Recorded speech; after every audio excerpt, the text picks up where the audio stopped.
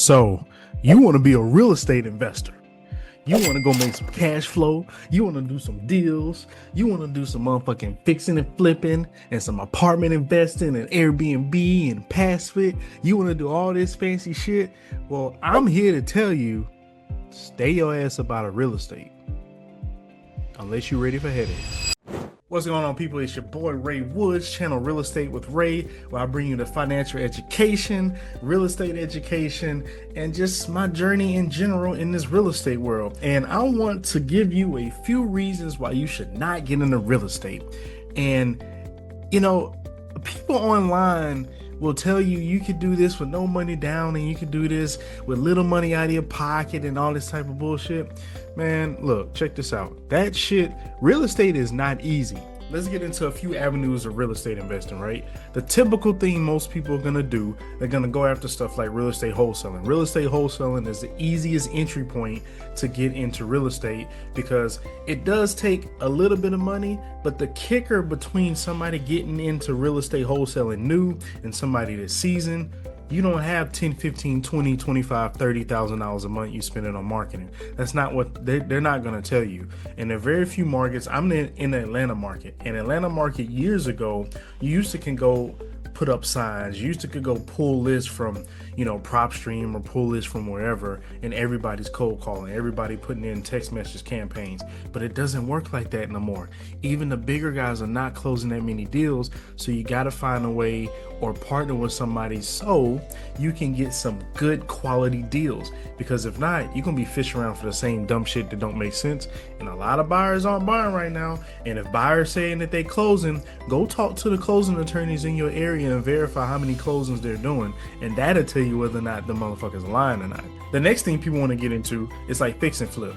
Obviously, it's going to take money to get into fix and flip. You got to put money down about a property and then also get more money to put into the property to start doing a renovation. And not only that, you got to start the renovation draw in the first place. They don't just give you the money up front to start it. No, I need to put up 10 grand so I can get the 10 grand once I show that lender that, hey, I've reached this milestone, and now they can give you that next draw so you can continue in your phases in renovation. So it's going to take capital, right? And then you got people who get into Airbnb. Airbnb, great. You can either own a property, which is going to cost money, or you can arbitrage it. Then you still got to put money into the property of furnishing it. Yes, it's a lower barrier of entry to get some cash flow, but anywhere between $8,000, $10,000, or $15,000, depending on what market you're in, you're going to have to put that money up so then you can actually go start cash flowing the property, assuming that the numbers make sense and assuming that the owner is going to allow you to sublease the property. Then you got people who see these big gurus who always talk about you can get into multifamily through syndication, you can, get into these 200 unit, 300 unit apartment complexes.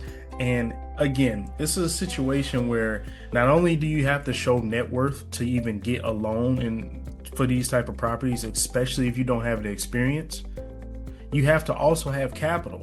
And if you don't use your own capital and you're raising capital from somebody else, you're going to have to show and have a good enough network of people that's going to give you $100, $200, $300, $400,000 to put down on a property. And even those individuals are going to ask you, well, what's your experience? What's your experience? What is it going to take for you to show to them that you have what it takes to be able to manage six figures worth of their money and still be able to meet the business plan? You have too many people to get into deals and they don't know what they're doing in the multifamily space, and they end up losing the investors' money.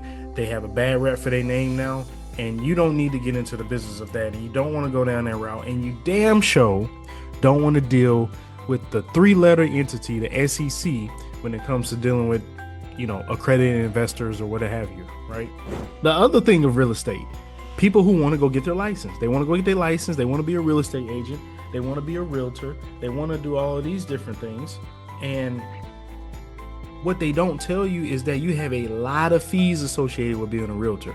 You got to take the test to keep up with your education, to continue to have your license valid. You have to put in fees for marketing. You got to put in money to take care of your expenses. Like so many different things that they don't account for when they tell you, oh yeah, just quit your job and go be a real estate agent, be a realtor.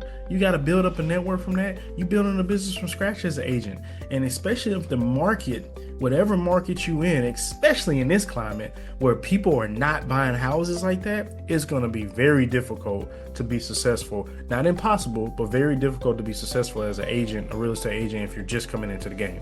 Now, Ray, you're telling me all this information. What the hell am I supposed to do to be successful in real estate? Let me tell you. First of all, don't get into that shit right now. I'm going to tell you that right off the gate.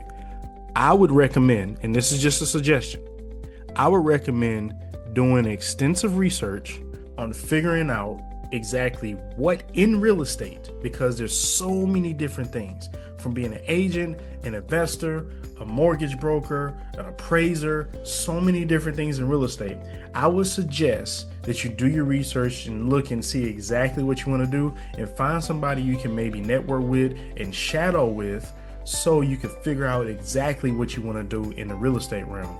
The other thing, while you're doing that, make sure you stack up capital. I cannot stress this enough. Do not quit your job and go into a business that requires a lot of your money and a lot of your time. You're going to go from 40 hours a week to 340 hours a week. And during that period of time, your money pot is draining. You're not getting no money. People close deals and got these big stuff. They're not getting paid a lot of money. They have to do volumes to get paid a lot of money, because that money has to go back into the business, or that money has to pay for their household expenses. So if you don't have a good financial foundation in your household, if you don't have the money that's already set aside for at least about a year or so, on top of money that you're going to need for business expenses, business travel, business whatever, and uncertainties, then you should continue to stack up your money and focus on what you want to learn or what you want to go after in the real estate business, in the real estate realm, before you just quit cold turkey and start doing this stuff. Trust me, I know.